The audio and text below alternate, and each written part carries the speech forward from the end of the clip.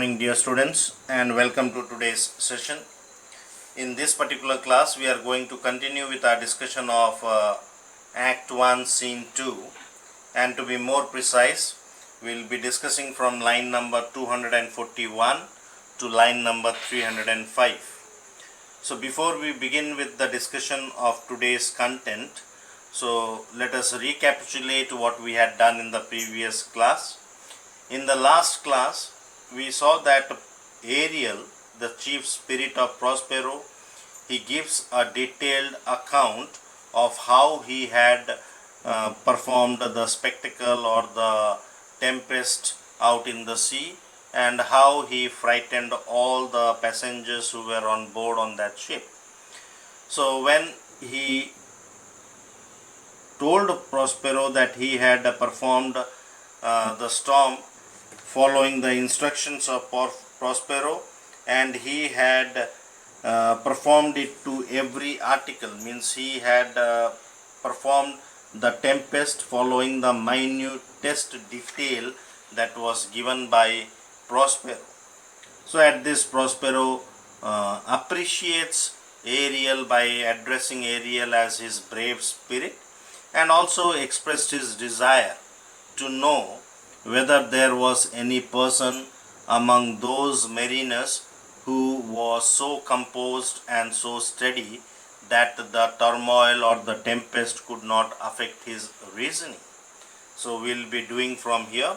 So in response to this question of Prospero, Ariel says, "Not a soul, but felt a fever of the mad and played some tricks of desperation." So there was not even a soul, there was no one who was not affected by the tempest.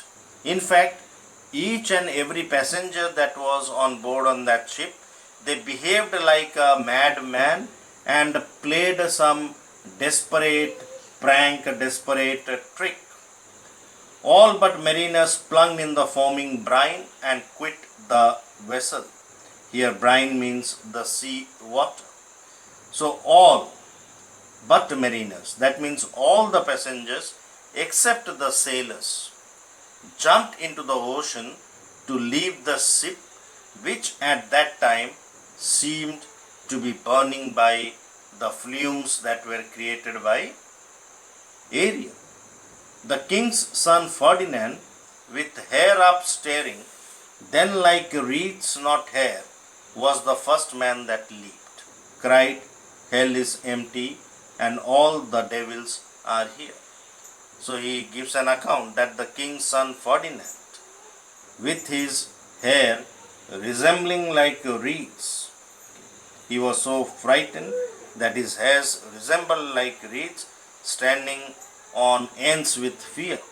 He was the first one. He was so frightened, he was so terrified that he was the first one to jump into the sea. And he cried, "Hell is empty and all the devils are here." All the devils of hell have come here. That is why the strange things were happening out on the deck of the ship. Then Prospero, "Why, that is my spirit. But was not this nice show?" Okay, he applauds Ariel, saying, "Well done." And then asks him again, "But all was this near the shore?" That all these incidents, did it happen near the shore? Then Ariel, pointing, "Close by, my master," means it happened very close to the shore. All these things were happening very close to the shore. "But are they, Ariel, safe?" So Prospero had instructed Ariel to arouse the storm in such a way that none of them should be harmed. So he inquires that, "Are they safe?" Ariel, "Not a hair perished. On their sustaining garments not a blemish, but fresher than before." Okay. So not even a single hair is destroyed by the tempest.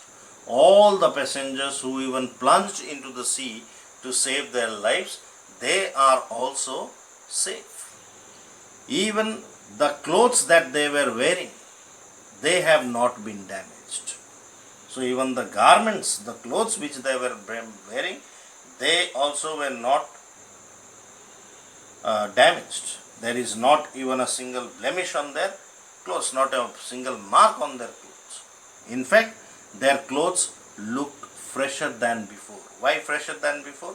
Because it got a wash in the sea water. As thou biddest me, in troops I have dispersed them about the isle. So he was commanded by Prospero that having performed the tempest, he must take care that all the people on board on that ship should be scattered into different groups. So they should be scattered and they should be brought to that island and they should be scattered into different groups. So Ariel informs Prospero that as he was commanded, he has scattered all those people on the island in different groups. The king's son, he has landed upon the island all alone. So all the other people are in groups, different groups, but the king's son Ferdinand, he has landed upon the island all alone. And when Ariel left him, he was in some remote corner of the island, cooling the air with the sighs of sorrow and sitting with his arms folded, looking very sad. Now why Ferdinand looked very sad? Because he thought that he was the only one who has survived the tempest and all other people, including his father, had perished in the sea because of that tempest. So when Ariel had left Ferdinand, at that time he was in one remote corner of the island and he was cooling the air with his sighs of sorrow, and he was sitting with his arms folded, which made him look very sad. Then Prospero of the king's ship, the mariners say, how thou hast disposed, and all the rest of the fleet. So he says, Prospero expresses his desire to know how Ariel has dealt with the king's ship and the sailors as well who were left on that ship. Then Ariel safely in harbor is the king's ship, in the deep nook where once thou calledst me up at midnight to fetch dew from the still vexed Bermudes. Okay. Now Bermudes means the Bermudas, which is a name of a group of islands. So he informs Prospero that the king's ship is safe in the harbor. The king's ship is hidden in the deep corner where once Prospero called Ariel up at midnight to bring him dew from the Bermudas, which are always troubled by storms. All the sailors, they are stored in the lower deck. They have fallen asleep because of their hard work and because of a spell which Ariel has cast on them. With regards to the remaining ships of the fleet, they have all assembled together again and are on the Mediterranean Sea, sailing towards their native land, Naples. So it was not the only ship. There was a fleet of ships. Many different ships were there, but this particular ship in which the king was there, it was caught in a storm, and the other ships were also scattered in the sea. But now the other ships, they have assembled at one place. They have assembled together on the Mediterranean float, on the Mediterranean Sea, and now they are heading towards their native land, Naples. And they are under the impression that the king's ship was destroyed and that the great king along with all other people on that particular ship have perished in the sea. Now Prospero, Ariel, thy charge exactly is performed, but there is more work. What is the time of the day? So he is happy that Ariel has done his task and he has done it exactly the way he was asked to do. But at the same time, Prospero informs Ariel that there is some more work to do. And then he inquires that what time of it is of the day. Ariel passed the mist season. Past the mid season means it is past noon time. Okay, it is past noon time.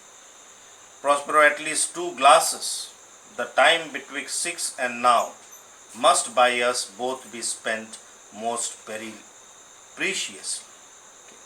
So it seems to Prospero that the time is 2 hours beyond noon, and the time from that particular moment till 6 o'clock in the evening is very precious for both of them, and they have to spend it very carefully because there is some more work to do.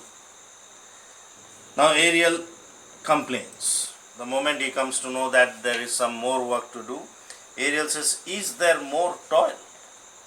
Since thou dost give me pains, let me remember thee what thou hast promised, which is not yet performed me." So Ariel complains that still there is more work to do. And since Prospero has imposed a difficult task upon Ariel, Ariel thinks that he must remind Prospero about his promise, which he has not yet kept. Now what was the promise? That Prospero had promised Ariel that if Ariel carries out the orders of Prospero exactly in the way as he is instructed, then Prospero would grant Ariel his freedom. But till now, Ariel has not got his freedom. The moment Ariel complains, Prospero gets little annoyed. He says, "How now, Moody? What is thou canst demand?" So he says, "What is the matter now? Why are you grumbling? What is that Ariel is demanding?" Then Ariel reminds Prospero, "My liberty." So he demands for his freedom. "Before the time be out, no more." Okay.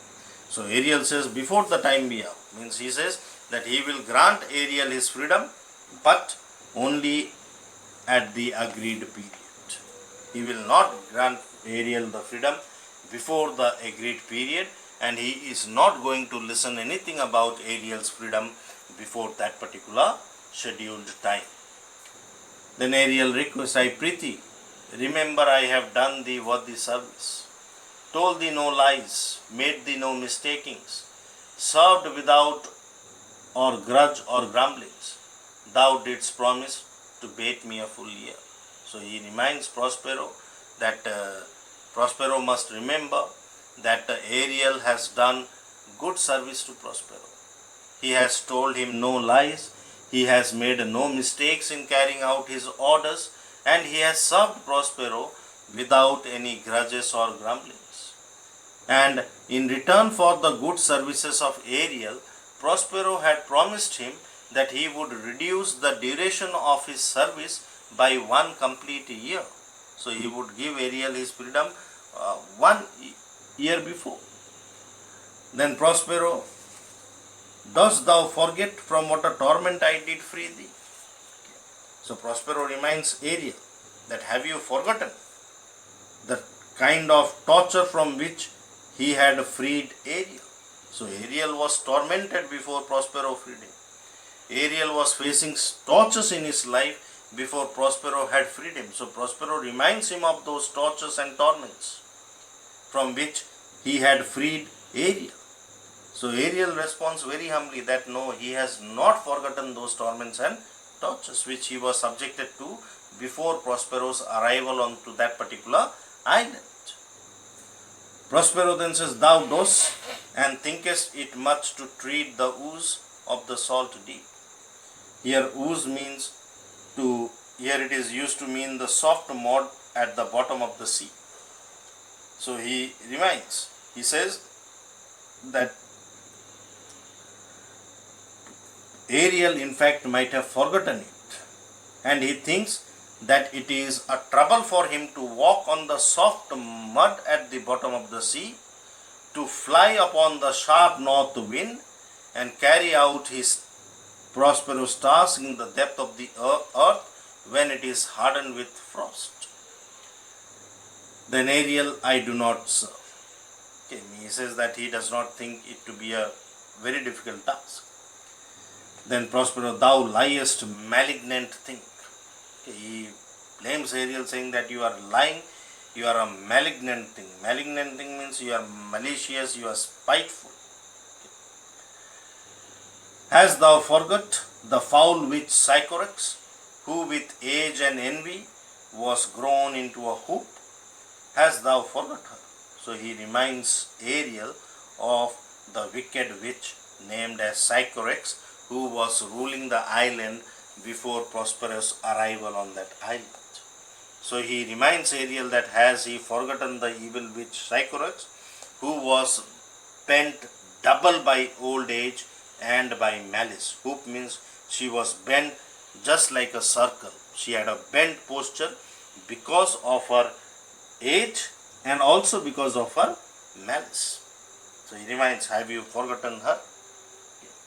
So Ariel says, no sir, he has not forgotten her. Anyway, from this here we will continue and we will see that how Ariel was tormented by Sycorax and from which torture Prospero had freed Ariel, and whether Ariel is granted his freedom or not. That we will be discussing in the future classes. So thank you for today and have a great day.